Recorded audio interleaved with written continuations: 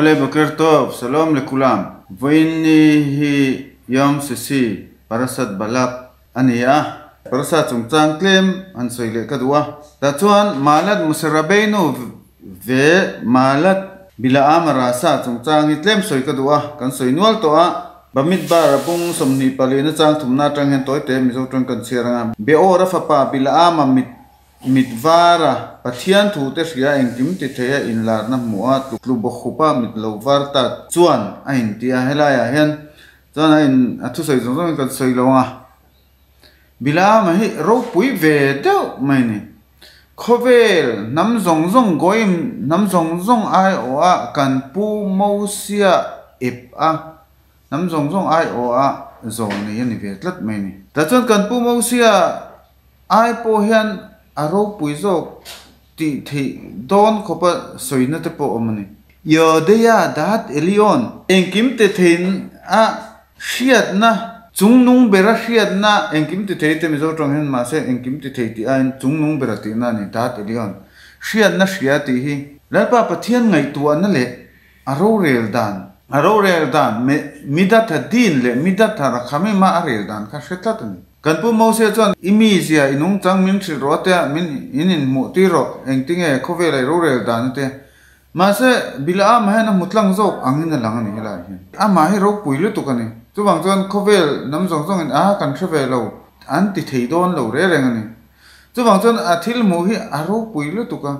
kan pu aframa tangin a chhut veka kan zong ami sre zong a that zia te nam dang angan ni lo nam dang zinga chiar turan ni lo nam dang te ni am levadat iskon goim lo it ka safte chu enge om je am israel chung chuan na zong posia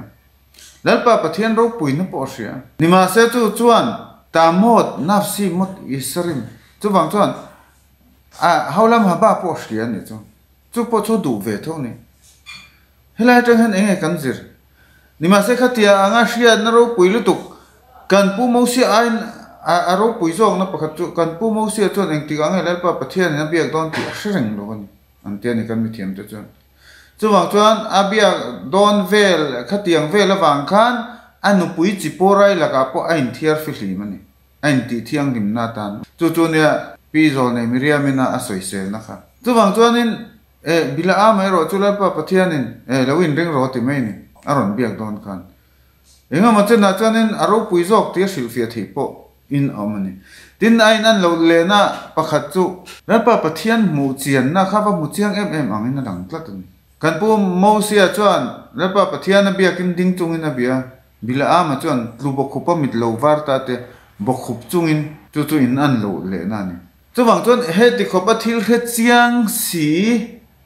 lalpa pathian ro puizia le ami israel te fil zia an ma ni chuan doi vaina om lo lalpa pathian rong bol tuan ni zia lalpa pathian ni na ven zia le nam zong zinga lalpa pathian ni na om puya trua melek bo to torot ham na chunga an chunga ro re ni lalpa pathian ni ti te po asoi tu ni engkim ka chuwang chuan in sema israel po telan tuma tiania kan mi thiam te po khan kera sakhaf ke are ukalevi mi ekmene mever kha baruk or rekha aru rati pohi sulkhan aruka chuan gibor ka ari helai po tak po hi apoimo juda chu sakei bak nei anga huai sen mase enge kan huai sen na chu zinga thowa sakei bak nei chu azing tho chu tu te man khatiang kha hlo nei tho ni ve lo ni ama du thu ngai zinga thowa engma lao lo chu tiang che chuan ami israel chuan zinga thobalal pa pathian fakturin chit nen mitzva tefilin nen mitzva khote nga la kha enga tinge sakei bang nei te khin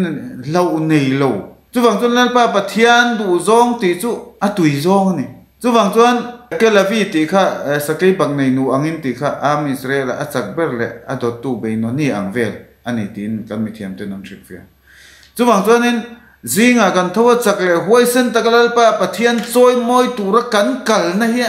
khang te po kha aron soi ni chu am israel fak na te lalpa pathian ne na ama chuan thil thalo pathuma nei kina ta ba ve kavot sumi me vatel tu chu kan kut pui pathuma awma ke ni benei manase hian chu kan chang ve to em in thing na te ro pui na na te ti sa chak na na te hi kan kut pui pathum hian ame vatel ani ante ni kan mi thiam te chuan chu wang chuan chu po chu pai adu ni ma se a theilo lapa pathian na control tlat lapa pathian in thin rim huna nei ami Israel te alaman kirnan shrem na hun tlem athin rim na hun tereute dakka poni lo sekhon engemaw zat kha chumi chu ria khami me khavena am Israel chung thil cheti tim lapa pathian na veng tlat chuwang chon vainia hetiang khopa dat elion ria hian rasa merusa aswa swal zia hi lapa pathian mangai em ta chu ti bora la tuma kan chung chuan na le nung chang than na te chu me wa te la tuma ma se hlo ting lo chu enga tinga ka soidu ka ti chuan helai tang hian mi rasa chung chang tang hian zir tur kan ne ni lapa pathian in Israel na te dam na te Israel ram khen thei na te le khathiam na te mi pui huai hot thei na te thil ti thei na rem rian na te min pea kan rem rian na kan thuak te kan Israel na te kan thil ti thei na te thil tha tan nge kan man Bilaama ang hian unaw te mangai ton na tan nge kan mana unaw te tan thil thati nge asoi chu thei lom Bilaama pon asoi zuap pa to pa chuan nge ti thil cheber thuro na pe a Elohehem sone zima an pathian hian hurna ahua a chuwang chuan chu mi konga iti chuanin a hrem mai ang te ni balakanena chuwang chuan parasa local le tur le kan parasa to pa hena ron nga len chuwang chuan kan fin na te lapa pathian in mal men som na te hi thil tha tan nge kan man ule naw te in do tir nan ti hi voinia hen ka soi duani ka fel big wang ni lovin mi pui ben hasura antia minaran ni na tangin mi pui zinga tangin karon soi ni chu ke chuwang chuan pa pathian in min mangaya min ruai khom na te thil tha min pek na chan vo nei lovin chan vo tha kan changa mal som na tam ta kan don zo za hi lal davida chuan lalpan mal min som na wang hen lalpa chu enge ka pek ve ang ten chuwang chuan voinia hian ke mani hian zirtur kan wanga em pirke avot claim no cherila pirke avot perex lisi yud alef rabi khanina bendosa omer kol seirat kheto kodemet le khokmato mit keyemet kol se khokmato kodemet leirat kheto en khokmato mit keyemet rabi khanina bendosa chuan mi tu po afin na chu lapa pathian na tin na aya tin na chu ama sak zo lo chuan afin na kha aron ding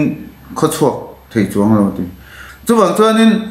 engang pon fing mai la lalpa pathian tin na hi chu lalpa pathian du zong ani lowa ti na chang kan hret lo chuan kan fin na khan lalpa pathian a do ni a do thei ni kovot kan du na te khan chu ni Bilaama po hi chuwang chuan kan fin na zong ma chuan lalpa pathian thin na kan dang ai chuwang chuan kan fin na ba ka ve ta hen kol se ma sa merubi mi khokmato mit kayemet kol se khokmato meruba mi ma sa en khokmato mit kayemet chuwang chuan kan thil tia po khan kan fin na ain kan thil ti kha tamangai ni thil tha mo chuwang chuan tun la kan aw na po hi enge lapa pathian hera ma min thuaya mangai na le khongai na van nei na ro pui takin heram kan kleng eng tin nge ya gata ve machata ta minate misna tho I thenga I zonga I muta ring la tu mi tan chon poiro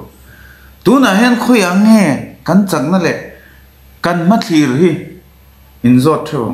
eng tin nge kan om zel ton mi pon ati tho mi pon in soi sel po kan thre min soi selang ti kan lawa kan ngai dan po kan ti chuangam lo chon kha atik lovun chuwang chuan voinia alpa pathian ni na mal som na min pek zo za ya hian lalda bila chon enge ka ti viang Bilaama po lalpa pathian in hriat na thu Israel kan pu Abraham atangin Beit Hamikdash lo thlen hun tu te ala om mania Beit Hamikdash tak tak hun te ta chuan miskan chu om to na pa pathian le Israelin mangai na zong amoi je ma to vu olei kha Yaakov voiniam Beit Knesset kan luwa Ashkenazi chuan kan soi je kan bra ka mo chumi hria chuan enge ngai tua chuwang chuan kan ka chuan a soya enge kan ngai tua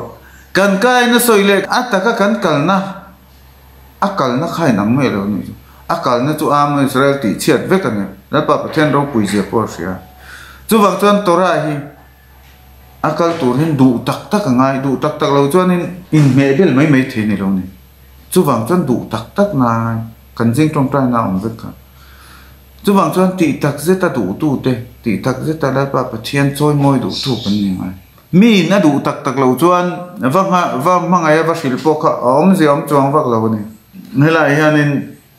misilat isari man azia chu mi na du tak tak lo chuan ni va du sak point ama tan chuanin phurit le zo long hong kol ang in alang dai ni atia chu dik chian ni ama ro chu du tak tak ve ka kanin ngai ni som ho chuan an du tak tak lo wa hi kanin ti phal lo ni chuwang chuanin tuna hian kan ron awa kan ron ti te lo hre thiam ora dai ji mi missionary ni lo wa lalpa pathian nam thlan lalpa pathian mangai tu te kan chuwang chuan lalpa pathian du zong ti du tu te kan ni bila ama chung changa hian je tu kan na em ka ti chu hetiang khopa bu khopa mit lo var ta lalpa pathian thil ro pui nam mu chuan ma se lalpa pathian ro pui na ka ti chiat ka tum tho chuwang chuan kan rin na le atak in karan ti kha kan rin na kan du na le ataka kan kepen in kari kan me rimngai poin ni chuwang chuan in lalpa pathian in min mai na chuwang chuan Israel po kol Israel yes len khelik lo lam haba ti ania ro pui ni sapata te ram soi thina tro chuwang chuan in misna oma masa mi pakathian rap mis rakhi zota khiloni inti chak ve du ama se sabat se kharati lutukani khelik lo lama ba ti ni se ra feng tinge niang ti khati sabat ser hi chu har khati box ya ti ara mis rakhe khan ang tinge chan adi khop mai amaro chu una pa khalai thu chau kha ni lawa kha chu resima salema oma noya khan thiar zella sabat beha farhesia bochia tu mekhalel sabat be farhesia abo chetu tu laim khelek lewlam ba ti omle tholo ma se khalai kha mi chak lo te ti chaknanen kan vas soi kan watlang pui chuan minan du lawang ti kan lau kan soi du lo mai lo ma ti am de chuwang chuan voinia po enge kan ni nai kanin enge kan du zong ma thir te po hi kan ne ngai mi pon an ti tho ti atangin helai hian kan thing lo ni mo chuwang chuanin Mizoram inti Israel chi sang an ama Ephraim ten intia an Christian ko san Paul san mai men khovel jong in kan pathian tu ya an ron theve tholam ti dam na te po kan ne an ti an ne ang chu bila ma pon an ne ram thil tam tak kan pu mo sia tuk don in thil po ati theilam kan pu mo sia skiat kan pu mo sia chon thiang him nai lal pa pathian do the ani te chon ro pui jong ma chu bol lo na tang point na dor the ni chu mi bol lo na tang point thil ti theina an nei ve tho an nei wangin kan ring tur ni lo khok ma thagoim tamin tora thagoim al tamin ati ka misna an fin na khovel fin na chu kan zir pui the ma se an tora chu kan zir pui the an mani ai chung nung dai kan ni he an zol nei ro pui berbila ama pon soi chuwang chuan in heng te kan thiam kan san jok je America te Korea te kan nuai mi ve kan ni ti kan thia tangai voi ni han kan van ni ma tof khelkeno ma naim groleno ma ya fa yer soteino kan ti kha tuk ni chuwang chuan kan van ni ya phurita kan ti tur po hila lovin lim takin mangai takin lalpa pathian rongi bolang a khiuvi zo kin phurita la lovin alom omani chu lom na nei lowa zu le sa in ti hlim chop te hi ngai san an ngai san am lo fe an lom na tak tak thin lungan neya lalpa du zong ti chuan chotui berani chuan chu ai sangi khovela am lo chuwang chuan kan thiam na te kan fin na te kan le kha thiam na te kan hria thiam na te hi ami Israel mangai nan nge kan manga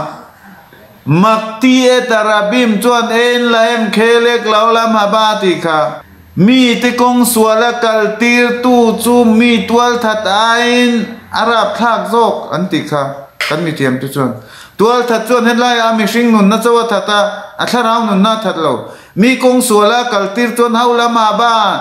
anun na tharau thianglim nun na tur ati bo sakani chuwang chuan voinia kan fin na te kan ram hriat na te kan hrisel na te kan that na te am Israel te that nan nge kan mana am Israel keimani am Israel ron to than tir te thin lung le tharau thianglim ti to dua lua na tan nge kan mana ra be tum nan chuwangin voinia hian mi sual te pon lalpa pathian ne nami te chunga an fel tok lo chuan threm theina chu pe thowe ma se to pa chuanin chan sapelo bila ma po pek mi alo hi lalpa pathian in min mangaya tu na sigur kan soi tlem te kha min lo thra thiam ola chuwang chuan kha engi kan na ma hen thil tul oma ka ske ta famin tu chu karon soi ke ma fel na ni lo ekhan mina sura mi pakhat mi mol mang asira tanga ron soi ve anga min lo ngai sak ura